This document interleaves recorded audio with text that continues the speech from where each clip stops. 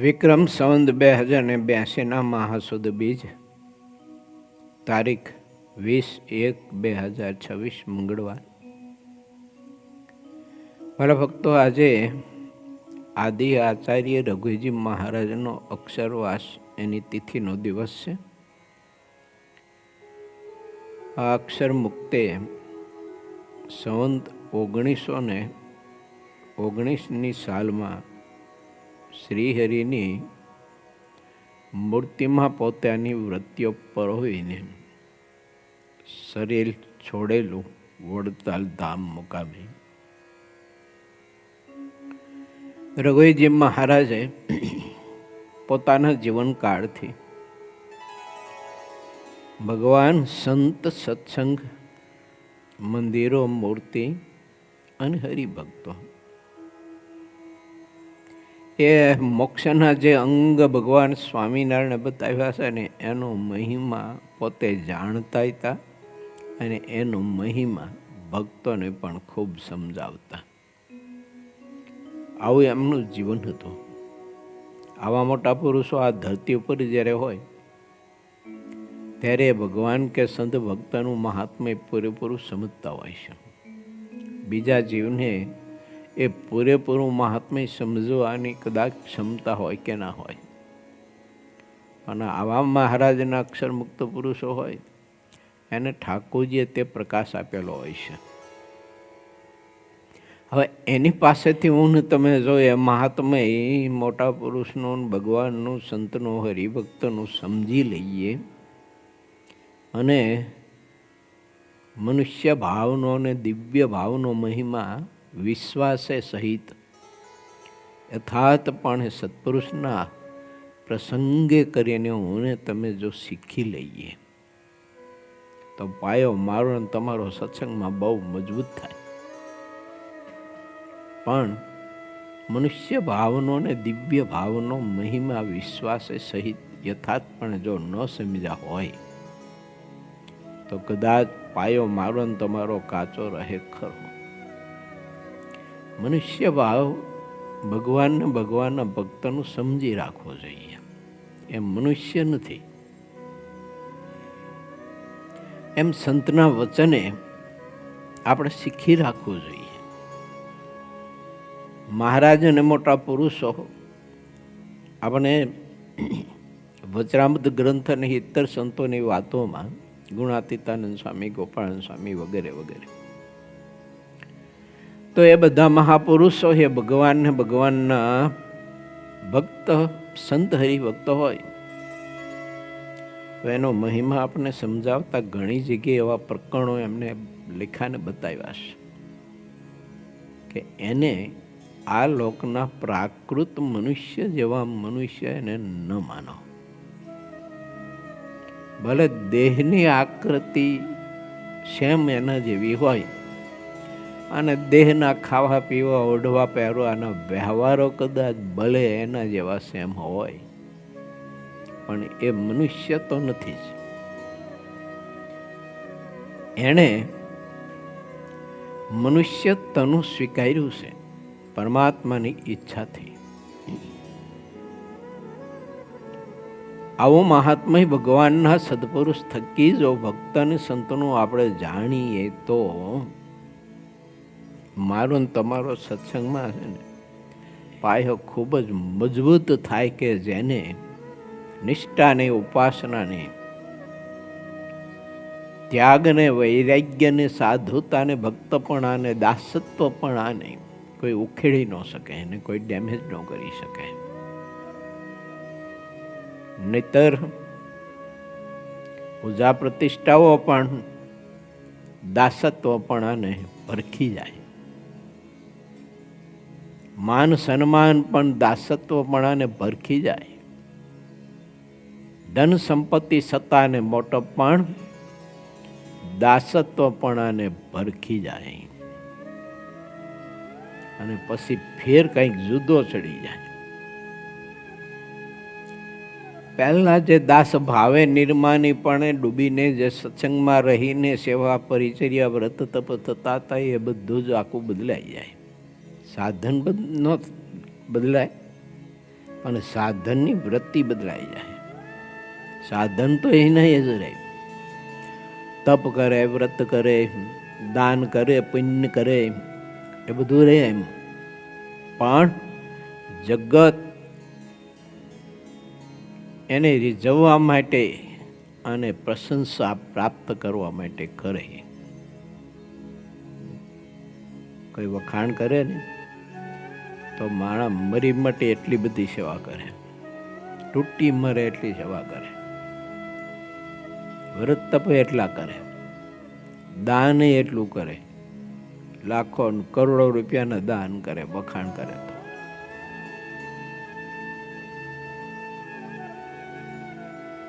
માટે દાસત્વપણું આપણું બધું જ છીનવી લેશે. તો એનો અર્થ આપણે સમજવો હોય ને કરવો હોય તો થઈ શકે કે દાસત્વપણું આપણું છીનવાઈ જાય, એના માટે આપણે બધું કરીએ છીએ.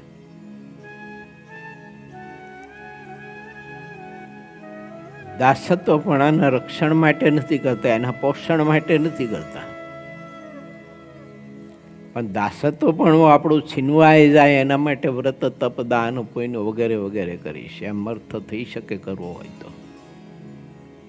માટે આપણે વિચાર, મહારાજનો મત છે,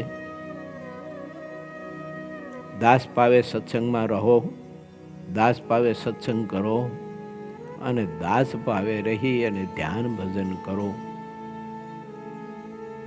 જગત સમાજ એના તરફથી આપણને કોઈ માન પ્રતિષ્ઠાઓ મળતી હોય તો એ પ્રભુ પ્રસાદ માનીને સ્વીકારો, પણ સ્વીકાર્યા પછી પ્રભુને આપી દો.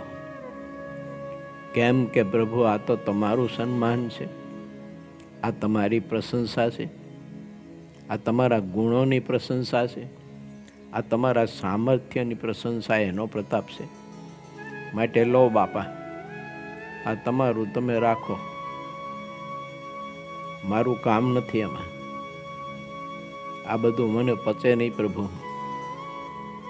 એમ કરી અને એને મળતું હોય ત્યારે, મળવાનું ચાલુ હોય ત્યારે અંતર્મુખ વિચાર કરીને એ મહારાજને બધું આપતું રહેવું જોઈએ, આપતું રહેવું જોઈએ. કોઈ આપણી પાસે આ બધા ઢગલા કરે તો પછી આપણે અધવારીને બેસી નહીં રહેવાનું. અને જેમ આપણી પાસે માન પ્રતિષ્ઠા પૂજા વખાણ બીજું બીજું ત્રીજું આમ ઢગલા કરતા જાય ત્યારે આપણે ઉપાડીને મહારાજને આમ મૂકતું જવાનું, મહારાજના ચરણમાં મૂકતું જવાનું. એવું આપણી પાસે કશું નહીં રાખવાનું. શા માટે કે દાસત્વપણું આપણું જો રાખવું હોય તો, અને દાસ ભાવને છીનવાવી દેવો હોય તો પછી આપણે પાસે રાખવું. અને દાસ ભાવ છીનવાઈ જાય પછી રહ્યું શું મારીને તમારી પાસે? પછી આત્મા નિર્બળ થતો જાય. દાસત્વ ભાવ છીનવાઈ જાય એટલે આત્મારીઓને નિર્બળ થતો જાય. આત્મા નિર્બળ થાય એટલે શું થાય? પૂજા પ્રતિષ્ઠા વખાણ આ બધું મીઠું લાગતું જાય, આપણને ભાવે, મજા આવે, ઈચ્છીએ, વધુ વધુ ઈચ્છીએ. આત્મા દુર્બળ થાય એટલે આ પરિણામ આવે. અને આત્મા બળવાન જો હોય તો તે આત્મા જેવું આવ્યું એવું પ્રભુને આપી દે, જેવું આવ્યું એવું પ્રભુને આપી દે. કોઈ વ્યાપારી હોય, કોઈ મોટા બિઝનેસમેન હોય તો કર્મચારી રાખતા હોય બધા, ઘણા બધા મેનેજર હોય, બીજા ત્રીજા હોય, ખજાનજી હોય, આ તે હોય બધા. બેંકમાં સર્વિસ કરતા હોય ને તો હાંજ પડે 5-50 લાખ 2-5-25 કરોડ રૂપિયા ગણતા હોય ને ફેરવતા હોય. પણ એ બધું લોકરમાં મૂકી દે, માને આપણું આમાં કાંઈ નથી. આ બધું જે છે તે બેંકમાં જેના જેના ખાતા છે એનું છે આ બધું. ઘણી વાર આપણે છે ને ખાતો ન હોય તો ખાતા હોય આપણે માટે વિચારવું કે આપણે બેંક મેનેજર અથવા તો કેશિયર છીએ એટલે જે માન પૂજા પ્રતિષ્ઠા રૂપી સંપત્તિ આવે એ આપણા બાપની નથી, એ ઠાકોરજીની છે. તો આપણે એને આપી દેવાય. નહીતર કેશિયર વહેલો છૂટો થઈ જાય, ખીચામ નાખે તો, ચોરી કરે તો. આમ એક રીતે જોવું હોય તો આને ચોરી કહી શકાય, કેવી હોય તો, કે જે માન સન્માન આપણને મળતું હોય ને એ આપણે ભોગવતા હોય ને ભોગવીને આનંદ માનતા હોય ને, અને એમાં આપણું દાસત્વ પણ છીનવાઈ જતું હોય તો એ આપણને ખ્યાલ ના આવતો હોય તો આ એક પ્રકારની ચોરી જ કહેવાય. એ ન કરાય. મહારાજ એમ કહે છે કે એવો દાસ થવું તે તો બહુ કઠણ કામ છે. પ્રથમના 14માં બતાવ્યું છે. અને મહારાજ કે એવો દાસ થયો તો એને કાંઈ કરવું રહ્યું નથી, એને કોઈ સાધન કરવું નથી રહેતું. મહારાજ કે એના દર્શને કરીને અનંત જીવના કલ્યાણ થાય. દર્શને કરીને આ એનો સમાગમ જોગને સેવા પરિચર્યા કરે તો કલ્યાણ થાય જ, અને આ તો એના દર્શને કરીને કંઈક પતિત જીવનો ઉદ્ધાર થાય. આ દાસત્વપણાનું સામર્થ્ય તમે જુઓ, એનો પ્રભાવ જુઓ દાસત્વપણાનો, કે એવો તે દાસ થયો હોય તો એના દર્શને કરીને એના ચરણની રજ મસ્તક ઉપર લગાવવાથી, ખાલી એનો ગુણ લેવાથી આત્મા અક્ષરધામનો અધિકારી બને. આટલો પ્રભાવ દાસત્વપણામાં મહારાજે બતાવ્યો છે. રઘુજી મહારાજે પોતાના જીવનથી આપણે આ પવિત્ર સંદેશો આપ્યો કે પોતે આચાર્ય પદે હતા તેમ છતાંય કેવા દાસ ભાવે રહી અને સંતોની સેવા કરતા, સમાગમ કરતા. મહિમા કેવો સમજતા. ત્યાં પછી આચાર્ય પદ નહોતા રાખતા, સમાગમ કરવા જાય ત્યારે એક આદર્શ શ્રોતા થઈ અને કથા શ્રવણ એ સંત પાસે કરતા. નાનો કોથળો ન હોય તો એમ નામ બેઠા હોય, સત્સંગ કરતા હોય. માટે આવા મોટા પુરુષોએ જે આપણને આ પવિત્ર સંદેશાઓ આપ્યા છે તે ખૂબ વિચારી અને એનું અમલીકરણ કરી અને સત્સંગમાં હંમેશા આપણે ડૂબીને રહેવું, દાસાનું દાસ થઈને રહેવું. મહારાજનો રાજીપો પણ એમાં જ છે. અને આપણને સત્સંગ કરવાનું, ધ્યાન કરવાનું, ભજન કરવાનું, સત્સંગ કરાવવાનું, સેવા પરિચર્યા કરવાનું, વ્રત તપ કરવાનું, બધું જે કંઈ છે ને એ સુખ આપણને યથાર્થ આવે. ઓલું યથાર્થ સુખ ન આવે પછી. એટલે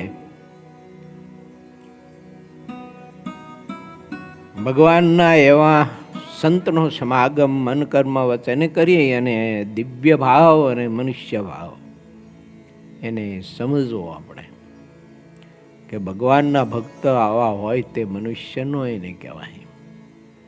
અને સદા એને વિશે દિવ્ય ભાવ રાખી અને આપણે સૌ કોઈનું દર્શન કરીએ ને તોય જીવ મોક્ષને પામી જાય. અને મનુષ્ય ભાવે દર્શન કરે પરમાત્માનું તોય જીવનું કલ્યાણ ન થાય. પરમાત્માના અનંત અવતારો થઈ ગયા.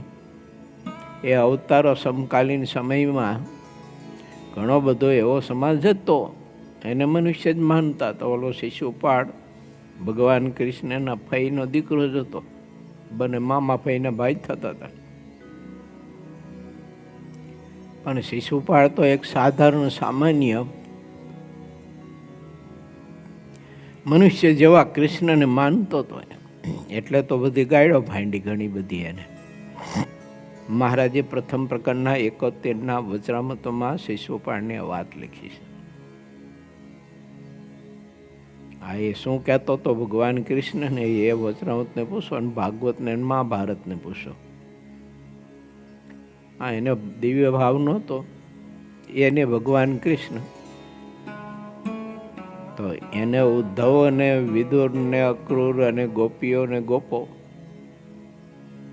એ કેવા દિવ્ય ભાવે માનતા હતા, અનુભવતા હતા. તત્વ તો એના જ હતું. માટે આપણે સૌ કોઈ સત્સંગમાં છીએ તો આ વાત ખૂબ જ શીખી રાખવી જોઈએ અને એ દ્રઢ કરી રાખવી જોઈએ વાતને કે ભગવાનના એવા જ મુક્ત પુરુષો હોય એને આ લોકના સાધારણ સામાન્ય મનુષ્યની જેમ આપણે એને ન મનાય. ભગવાન સ્વામિનારાયણ લોયામાં બિરાજમાન છે અને આ વાતો મહારાજ પોતે સભામાં કરે છે. ખુદ અક્ષરાધિપતિ પોતે આ વાતો કરે છે. પૂર 24મું તરંગ 38મો 30મી ચોપાઈ સુધી ગઈકાલ આપણે કથા લીધી હતી. ખેંગાર ભક્તનું મહાત્મ્ય ગામના લોકો કેટલું સમજતા હતા, તો ખેંગાર ભક્ત પણ ગામના બધા ભક્તનું મહાત્મ્ય કેટલું સમજતા હતા.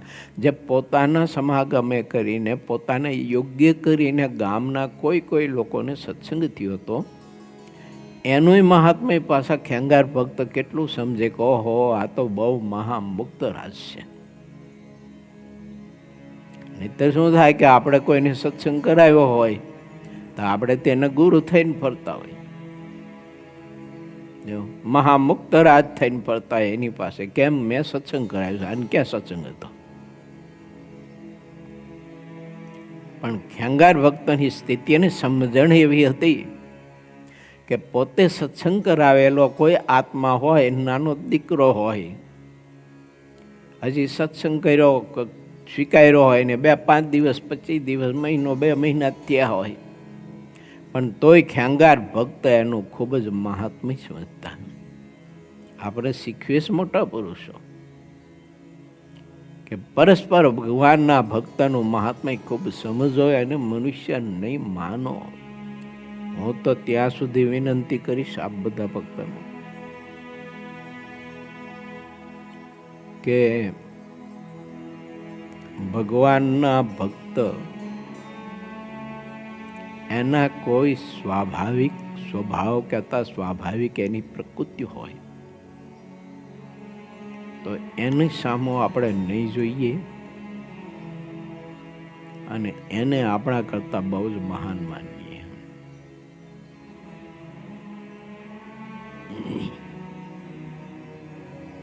કારણ કે પ્રાકૃત શરીર છે એટલે પ્રાકૃત શરીરના ભાવ તો બધા હોઈ શકે. કોઈને કપ પ્રધાન પ્રકૃતિ હોય, કોઈને વાયુ પ્રકૃતિ પ્રધાન પ્રકૃતિ હોય. આમ ભિન્ન ભિન્ન શરીરમાં બધી પ્રકૃતિઓ હોઈ શકે. કોઈ ભૂખ્યા ન રહી શકતા હોય, ભૂખ્યા રહે તો એને તકલીફ થતી હોય. હવે એવા ભગવાનના ભક્ત હોય દિવસમાં 2-4 વખત જમે, આપણને હરા ભાવ ગુણ આવે. આ ભગવાનનો ભગત થઈ અને આટલો દિવસમાં 2-4 વખત જમે એટલે સાધુને તો એક જ ટાઈમ જમે, એના બદલે સાધુ ઉઠીને 2-3 ટાઈમ જમે છે. આમ બધા પ્રાકૃત ભાવના સંકલ્પો આપણને ગતિ કરવા નથી દેતા સત્સંગમાં અને દાસત્વપણાનું દૃઢીકરણ નથી થવા દેતા. એના પાયો એની બહુ ઊંડો નથી જઈ શકતો, મજબૂત નથી થઈ શકતો. માટે એનો વિચારીએ આપણે. ભલે કાલ સવારે સત્સંગમાં જોડાયો હશે, જોડાયો ને પછી એની પૂર્વ ભૂમિકા નહીં વિચારો કે હારો આવો પાપી હતો, ઉંદર મારી અને બિલીબાઈ પાઇટ ઉપર બેસી ગયા છે એવું ના વિચારાય. એને સત્સંગ થયો ને, એને ભગવાનના સંત પાસે વર્તમાન ધારણ કરી અને ભગવાનનો આશ્રય સ્વીકાર્યો ને, જે ઘડીએ બધા જ એના પાપ નષ્ટ થઈ ગયા, એમ દેવાનંદ સ્વામી આપણને વાત કરી છે. જો અતિ મોટા પુરુષને આશરે બળે પૂર્વ જન્મના પાપ, નિષ્પાપ થઈ ગયો. હવે નિષ્પાપ જે આત્મા હોય અને એને આપણે તે દોષે ને પાપે યુક્ત માનીએ તો કૃતજ્ઞ કહેવાય. 10મા વચનામૃતમાં મહારાજે લખ્યું છે કે કોઈએ પાપનું પ્રાયશ્ચિત કર્યું પછી તેને તે પાપે યુક્ત જે કહે તે કૃતજ્ઞ છે.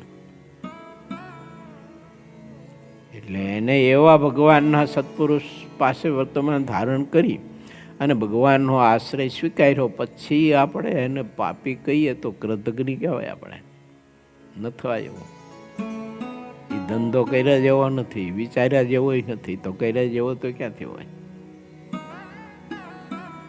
મહાત્મ્ય સમજીએ આપણે ભગવાનના ભક્તનો ખૂબ જ. તો ભગવાન સ્વામિનારાયણ એમ કહે છે કે ભક્તો, તમારે બધાને જમાડવાની ભાવના છે ને અમને ના સંતોને ભક્તોને, તો તમારા કોડ અમે પૂરા કરશું. અમે જાતે શાક બનાવશું. મહારાજે જાતે શાક બનાવ્યું. શા માટે બનાવ્યું હોય છે?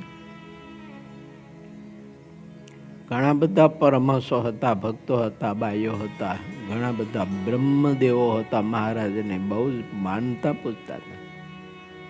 મહારાજ માટે થાળ કરવા માટે તો બધા બિચારા થનગનતા હતા. પણ મહારાજ અહીં સમજાવે છે મને તમને કે આ લોકના મનુષ્ય નથી, અક્ષરધામના મુક્ત છે. અને એ અક્ષરધામના મુક્તની સેવા દુર્લભ છે. કોને? તો કે મોટા મોટા સૃષ્ટાઓને દુર્લભ છે. વાંચો મધ્યનું 59. મોટા મોટા તપસ્વીઓ અને સૃષ્ટાઓને પણ દુર્લભ છે. એ સંતની સેવા, એ ભક્તની સેવા મને મળી. મારું કેવું મહા મોટું પરમ ભાગ્ય. આપણા વિદ્યાર્થી છે ને અત્યારે વર્તમાન કાળમાં એ કેટલા બધા કૃપા પાત્ર છે ભગવાનના.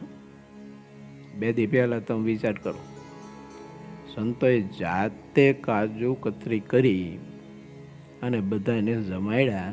તે છોકરાને સંતોના હાથે બનાવેલી ને ઠાકોરજીની પ્રસાદી એને જમવા મળી. તે ભગવાનની કેટલી મોટી કૃપા કહેવાય એના ઉપર.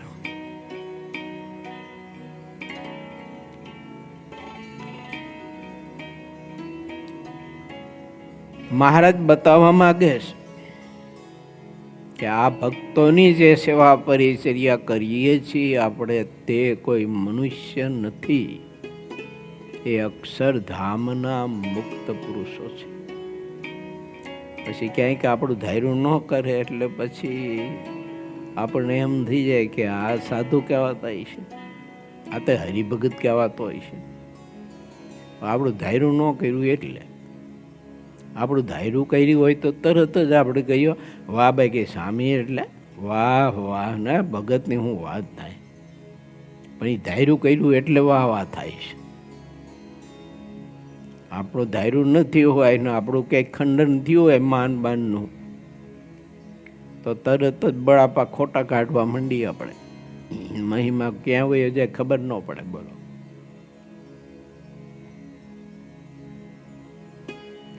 મોક્ષના માર્ગમાં મહારાજ એવું કહે છે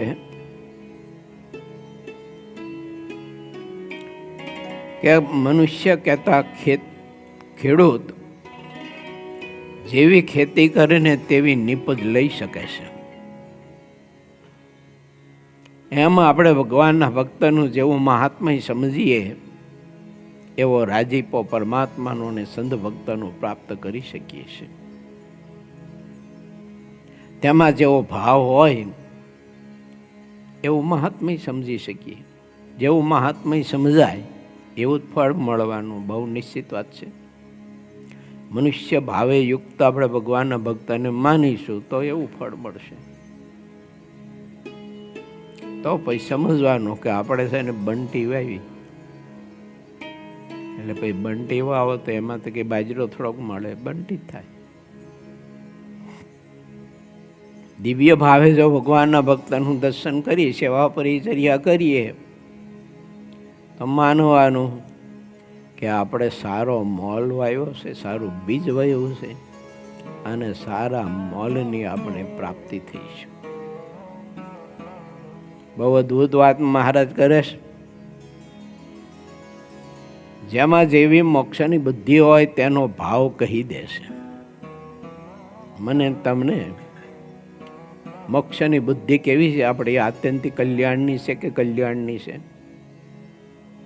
કેમ કે કલ્યાણના તો ઘણા બધા ભેદ બતાવ્યા છે નિષ્કળાનંદ સ્વામી કલ્યાણ નિર્ણયમાં.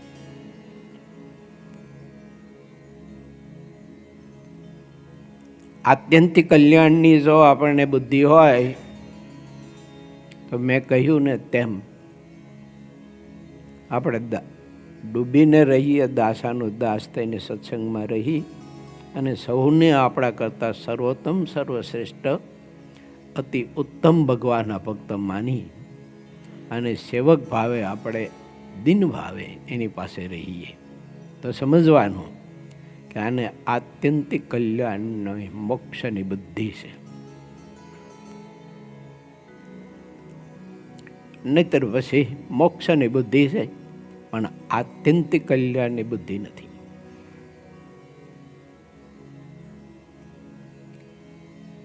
સિદ્ધાનંદ સ્વામી અહીં લખે છે કે ખોલડિયાદના હરિભક્તોને જેવો ઉત્તમ ભાવ હતો ને તેવું શ્રી હરિએ સુંદર શાક બનાવ્યું હતું. બધાનો એવો ઉત્તમ ભાવ હતો કે આ તો બધા અક્ષરધામના મુક્ત પુરુષો અને આ પાટ ઉપર બેઠા તે અક્ષરાધિપતિ પુરુષોત્તમ નારાયણ છે. એમની સેવાનો યોગ આ ભક્તો એવું સમજતા હતા કે અમને પ્રાપ્ત થયો, અમારી સેવા સ્વીકારી. આપણે જનમંગલ મહોત્સવ થયો ને એમાં જે બધા ભક્તો આવ્યા, જેમાં આનંદ પ્રાપ્ત કર્યો, તો એ બધા મહાન છે આપણા કરતા. આપણે ઉત્સવમાં સેવા કરી એ આપણે મહાન નથી, પણ આપણી સેવાનો જેને સ્વીકાર કર્યો એ મહાન છે. એમ મારે તમારે જીવથી માનવું જોઈએ, દ્રઢપણે માનવું જોઈએ કે એ મહાન છે કે આપણી સેવા સ્વીકારી. કે આપણી સેવા સ્વીકારે કોણ?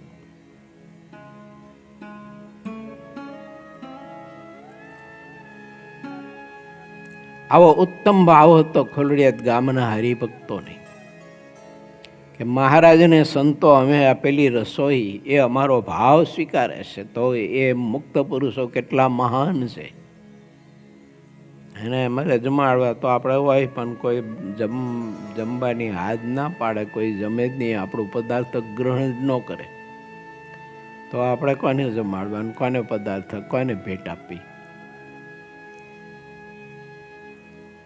દેનાર કરતા લેનાર મહાન માનવા જોઈએ આપણે.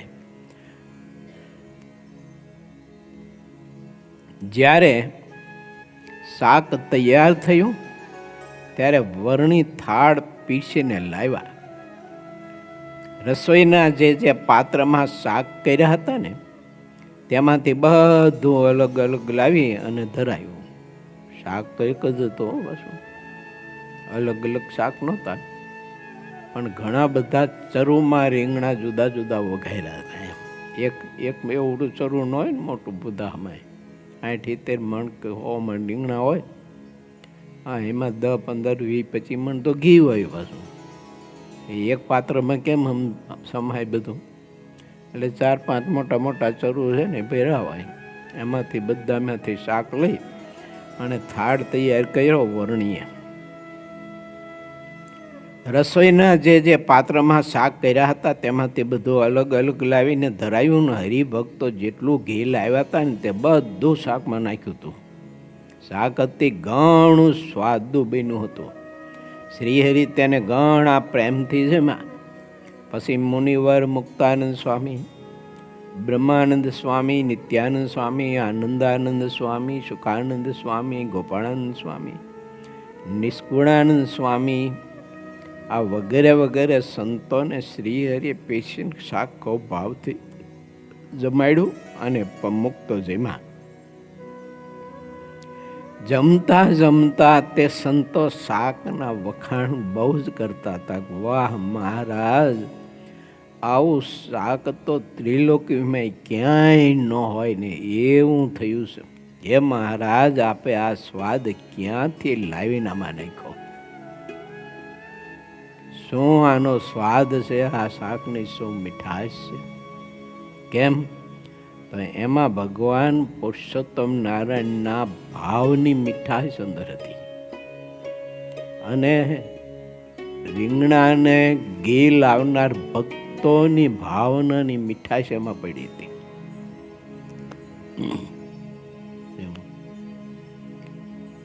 શ્રીહરિ જ્યારે જમી રહ્યા પછી સંતોની પંગત સંઘા પટેલના ઘરની આગળ ચોકમાં કરાવી. તે ચોકને સ્વચ્છ કરાવીને તેમાં પાણી છટાવ્યું હતું અને સંતો પંગતમાં બેસીને સ્વામિનારાયણ નામની ધૂન બોલતા હતા. એ લોયા ગામની બજારો અને સંઘા પટેલના ઘરની આજુબાજુની બજાર અને ચોક એ ધરતીના કણ. એનું કેવું મહાપરમ ભાગ્ય હશે કે અક્ષરાધિપતિ ભગવાન પુરુષોત્તમ નારાયણ મોટા મોટા બાઉલ ભરીને મોટા કળસા ભરી અને સંતોને મહારાજ શાક પીરસતા હોય ત્યારે મહારાજના ચરણ કમળથી તે ધરતી તીર્થત્વ પામતી હોય. એ પરમહંસો આવા પાછા ગોપાળાનંદ સ્વામી, બ્રહ્માનંદ સ્વામી, મુક્તાનંદ સ્વામી, નિષ્કુળાનંદ સ્વામી, સતાનંદ સ્વામી, ભાયાત્માનંદ સ્વામી, ભાઈ રામદાસજી, અહીં તો 2-5 સંતોના નામ લખ્યા સ્વામી. એટલા માટે ને તો તરંગનો વિસ્તાર થઈ જાય બહુ મોટો.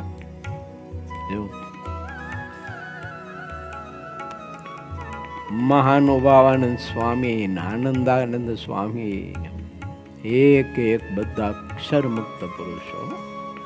આ ભગવાનને લઈ અને ભગવાન કહેવાય. આ ભગવાનને લઈને કેવું હોય તો અનંત ભગવાન બેઠા હતા એમ કહેવાય. એ ધરતી કેવી ભાગ્યશાળી હશે. અને જ્યાં સંતોના પત્તર આવી રીતે મહારાજના હસ્તે શાક પીસીને પુરાતા હોય અને એ સંતો ગ્રાસે સ્વામિનારાયણ સ્વામિનારાયણ મંત્ર જપ કરતા શ્રીહરિની મૂર્તિને સ્મૃતિ સહિત ભોજન કરતા હોય અને ક્યાંક તે રીંગણાના ડીટિયા, એમાં નાખેલા મરચા હોય તો એના ડીટિયા, એમાં બીજા વઘારમાં મહારાજે હવે જ નાખ્યા હોય. કોઈ સૂકું મરચું વઘારમાં નાખ્યું હોય, તમાલપત્ર નાખ્યા હોય, બાદિયા નાખ્યા હોય, તજ લવિંગ હોય તો એ સંતો તજ લવિંગ, એ રીંગણાનું ડીટિયું, મરચાનું ડીટિયું એ પથ્થરમાંથી કાઢી અને પછી નીચે પૃથ્વી ઉપર મૂકતા હોય ધૂળમાં. ત્યારે એ પૃથ્વી, એ ધરતી, એ જાયગા એનું કેવું મહાપરમ ભાગ્ય કહેવાય કે આવા અક્ષરધામના મુક્ત પુરુષોના પત્તરમાં પીસાયેલું એનું ઉચ્ચિષ્ટ. તે રીંગણાનું ડીટિયું, મરચાનું ડીટિયું એ પૃથ્વી ઉપર પડે ત્યાં બધા કીડા મકોડા ફરે, એટલે એનું કલ્યાણ થાય, બોલો, મોક્ષ ભાગી દઈ જાય. આવી અદ્ભુત વાત છે. આ દર્શન કોણ કરી શકે? આવી રીતે સંત સમાગમ કરીને જેને દિવ્ય ભાવ કેળવો હોય તે કરી શકે. જેને સંત સમાગમ કરીને દિવ્ય ભાવ નથી કેળવો, એને આ રીતે દર્શન ન થાય. એ જોય આ બધા સાધુ જમે છે, એટલે રીંગણાના ડીંટિયા બીટા કાઢી નાખે છે, મરચાના ડીંટિયા બીટા કાઢી નાખે છે, આવી રીતે જોવે. અને આ રીતે દર્શન ન કરી શકે, કારણ કે દિવ્ય ભાવ નથી. ઘણા બધા ભક્તોને એવો દિવ્ય ભાવ હતો ને, એ તો એ રીંગણાના મરચાના ડીંટિયા પણ વીણી લેતા હતા. હા, એ શાકમાં કંઈક થોડું હેઠે પડ્યું હોય ને રીંગણા બીંગણાનું, તો એ લઈ લેતા. લઈને એમાં કાંકરી બાંકરી હોય તો આમાં હાથેથી આમ ખંચેરી નાખે, અથવા પાણીમાં જબોરી નાખે. અને એ ઉચ્ચિષ્ટ પ્રસાદ રીંગણાનું બટકું એ જમતા ને જમે એટલે મોઢામાં નાખે ને પેટમાં જાય ને તા કોઈને સમાધિ થતી હતી. સમાધિ ક્યારે થાય? બોલો. વડતાલના 15માં વચનામૃતમાં પ્રશ્ન છે શાસ્ત્રી, હે મહારાજ, પાપી જીવ હોય એને સમાધિ થાય, એનું શું કારણ? મહારાજ કે ભગવાનના સંતનો એને ગુણ આવ્યો હોય, એટલે એને વર્ણાશ્રમના ધર્મ લોપ્યા હોય ને એનો બધો જ નાશ થઈ જાય, એટલે એ આત્મા શુદ્ધ થઈ જાય, એટલે એનું ચિત્ત ભગવાનને વિશે ચોંટે છે, પછી એને સમાધિ થાય છે.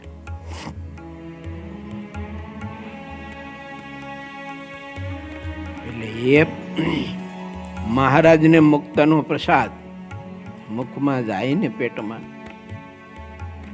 એટલે આત્મા શુદ્ધ થઈ જાય, અને સમાધિમાં ગયેલા આત્માઓ સીધા અક્ષરધામમાં જતા. એ અક્ષરધામમાં અક્ષરાધિપતિ અને મહામુક્ત પુરુષોનું ને જેનું ઉચ્ચિષ્ટ એ રીંગણાનું એકાદું બટકું જન્મમાં આવ્યું ને સમાધિ લાગીને એને અહીંયા જઈને પછી મહાત્મ્ય સમજાણું કે આ એક પુરુષના ઉચ્ચિષ્ટ એક રીંગણાના બટકાથી હું અહીં ઠેઠ પહોંચ્યો. તો એ પુરુષની વાત માનવું ને એનો સમાગમ કરવું ને એનો મહિમા સમજો, અને એને વિશે દિવ્ય ભાવ કેળવી, અને જો હું દાસાનું દાસ થઈને રહું તો મારો ઠાકોરજી મને કેવું આ અક્ષરધામમાં મહાદિવ્ય સુખ આપે. આવો મહાત્મ્ય તો અક્ષરધામમાં સમાધિમાં જાતા પછી સમજાતો. માટે સત્સંગ કરીને સમાગમ કરીને એવા સંતનો સમાગમ કરી અને મારે તમારે આવો દિવ્ય ભાવ કેળવવો. આ જનમંગલ મહોત્સવમાં ઘણા બધા એવા ભક્તો હતા, બહેનો, પુરુષો, સંતો, પરમહંસોમાં, કે જેના પગલા પડ્યા હોય અને એ પગરજ, એ ચરણરજ ઉપરથી કોઈ કીડી, કોઈ મકોડા ચાલ્યા હશે, એલા કોઈ પક્ષીઓ ઉડ્યા છે અદરથી આકાશમાંથી, આના ઉપરથી. એ બધા જ પક્ષીઓ અને બધા જ કીડા મકોડા બીજો જન્મ સત્સંગમાં ચોક્કસ ને ચોક્કસ પામે. હરિની આરાધના કરીને આવ્યો દિવ્ય ભાવ કેળવી અને આત્યંતિક કલ્યાણને પામી જાય. આ વાત છે સત્સંગમાં. આપણને ખબર ના હોય, કેમ કે આપણે મનુષ્ય ભાવે બધું જોતા હોય. આ બધા ભક્તો જમતા હોય, હેઠે અઠવા ડોરાતો હોય, કીડા મકોડા બધા હોય, ખાતા હોય, ફરતા હોય. કેવું દિવ્ય દર્શન છે જોવો જોઈએ ભોજનનું. હું તો રોજ મારી કથા બપોર પતે ને એટલે હરિકૃષ્ણ સ્વામીને કહેતો, કેમ હાલો આપણે દર્શન કરવા જવું છે. તમે રોજ બંને પંક્તિના દર્શન કરવા જતા. અને ભાવથી દર્શન કરતા ની દર્શનનો સુખ ને આનંદ એવો આવતો તેમ થાય કે વાહ વાહ, આવા મહારાજના મુક્ત પુરુષો ભોજન જમતા હોય એનું દર્શન આપણા સુધી હોય ક્યાંથી? આ યુગ ન હોય, જનમંગલ મહોત્સવનો યુગ ન હોત અને જનમંગલ મહોત્સવ વખતે માનો કે શરીર એટલું સખત બીમાર પડ્યું હોય કે ખાટલામાંથી કે સાટીમાંથી ઊભા ન થઈ શકતા હોઈએ અને ઉત્સવ તો ધામધૂમથી ઉજવાતો હોય, બધા ભક્તો જમતા હોય, પણ એ દર્શન કરવા જવા માટેનો યોગ મળે ક્યાંથી મળે?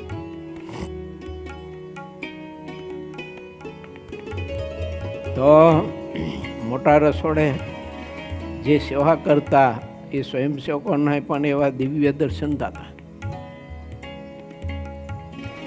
માતાઓ બધા બહેનો સેવા કરતા હોય એ દિવ્ય દર્શન થતો. વાહ વાહ, બધા મુક્ત પુરુષોનું કેવું અલૌકિક દિવ્ય દર્શન છે.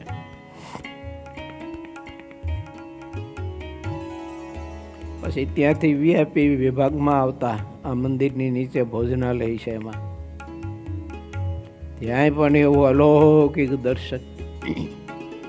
ટેબલ ઉપર બબે ચાચાર ભક્તો બધા ફરતા બેઠા હોય, ભોજન જમતા હોય, ઠાકોરજીને સંભાળીને પીરસનારા સ્વયંસેવકો ભાવથી પીરસતા હોય.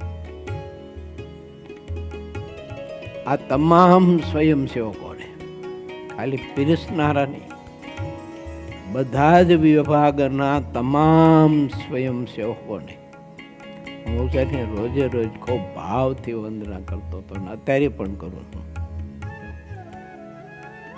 કે આ દર્શન કોઈ અલૌકિક કહેવાય, બહુ પુણ્યદાયી કહેવાય. આ દર્શન મહારાજની મૂર્તિનું સુખ ને આનંદ આનાથી આપણને કંઈક જુદું આવે. ધ્યાન ભજન માળા કરીને ત્યારે મૂર્તિનું સુખ કંઈક જુદું આવે, આપણને જુદું અનુભવાય.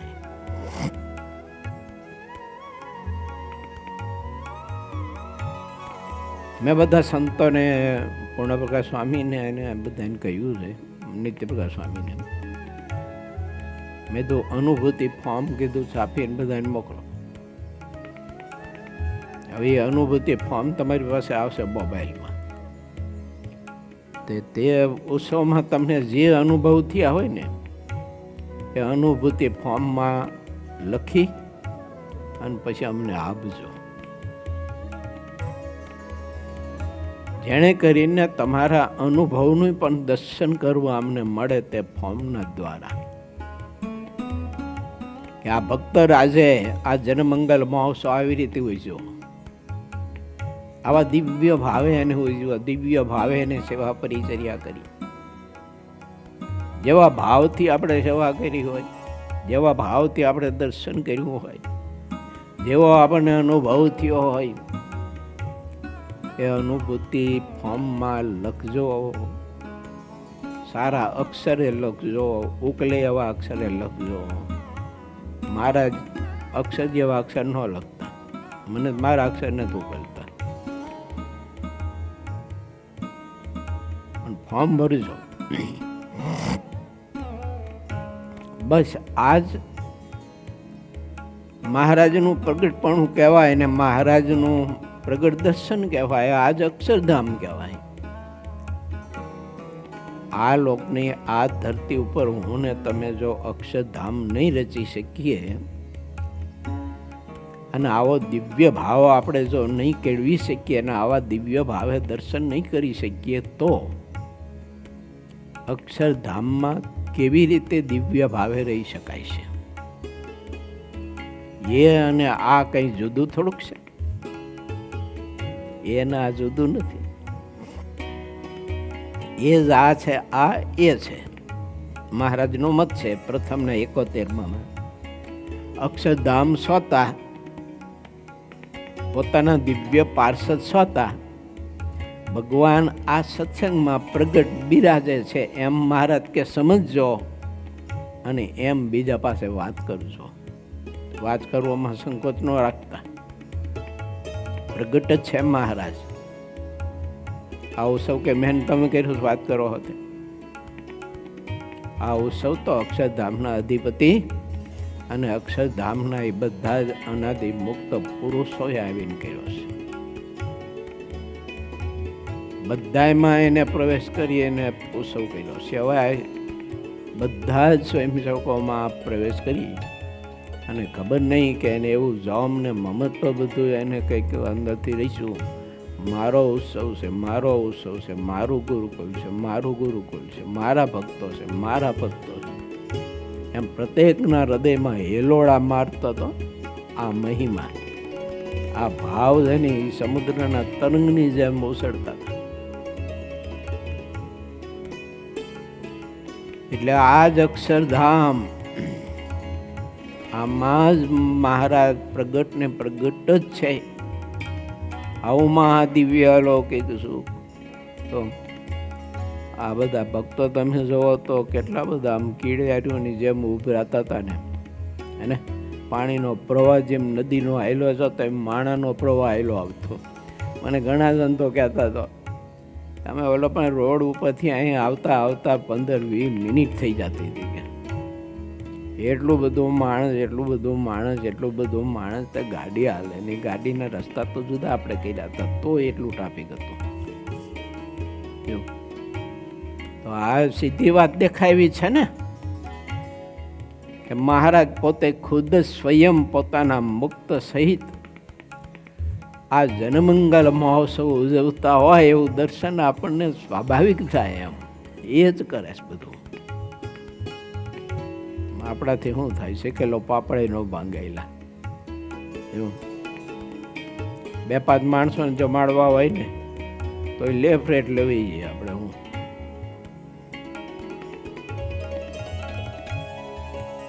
એવું છે કોઈને લગ્ન હોય ને ગ્રસ્તન છોકરાને, તે 6-8 મહિનાથી ખરીદી કરવું કરતા હોય. આવડો મોટો જન્મંગલ મહોત્સવ થયો, તમે કોઈ સાધુ મોટે સાંભળ્યું કે અમારે ખરીદી કરવા જવું હોય? બોલો ને કેટલું જોઈએ આમાં સીધું ને ઘી ને તેલ ને બીજું ને ત્રીજું ને બધું કેટલું જોઈએ? પણ ક્યાંય તમે 1-2 મહિના અગાઉથી સાંભળ્યું કે અમારે ખરીદી કરવાની ઉત્સવની ટાઈમ નથી, અમારી ખરીદી કરવાની ઉત્સવનો અમારે ટાઈમ નથી. એટલે ઉત્સવ આવતો તો તોય 15 દિવસ ઉત્સવની વાર હતી તોય સંતોની પધરામણીઓ બધી ચાલુ જ હતી. તો 11,000 ઘીરે તો સંતોએ પધરામણીઓ કરી. બોલો પછી રથ આમંત્રણ રથ ફેરવું એ જુદો પાછો. ત્યારે બધી મહાપૂજા કરવા જવાની હોય, એ ભક્તોને ઘેર પધરામણી કરવા જવાની હોય, તે બધું ચાલુ. આ બધું ઉત્સવની તૈયારી ચાલુ. તો વિચાર કરો આ બધું આપણે વિચારીએ તો પછી અંદરથી આ પડે કે ન પડે મને ને તમને કે અક્ષરધામનો અધિપતિ અહીં પ્રગટ ને પ્રગટ છે. બધા મુક્ત સહિત દિવ્ય ભાવે મહારાજ પોતે જ આ ઉત્સવનું આયોજન કરીને ઉત્સવ ઉજવી રહ્યા છે. એ અંદરથી આ પડે કે ન પડે? પડે જ. ન પડે સમજવાનું. આપણી કઠણાઈ, મનુષ્ય ભાવની કઠણાઈ આપણી જોઈએ. હા ન પડે તો આ રીતે ભગવાન શ્રી હરિ લોયામાં મહાદિવ્ય અલૌકિક સુખ પ્રભુ આપી રહ્યા છે. કેવું આપી રહ્યા છે? તો જનમંગલ મહોત્સવ અંતર્ગત શાકોત્સવનું દર્શન કર્યું આપણે. એવું બોલો કેટલું? 45,000 ઉપર માણસો શાકોત્સવમાં જેમાં સાંજ સવાર જમતા તો બધું જુદું ને.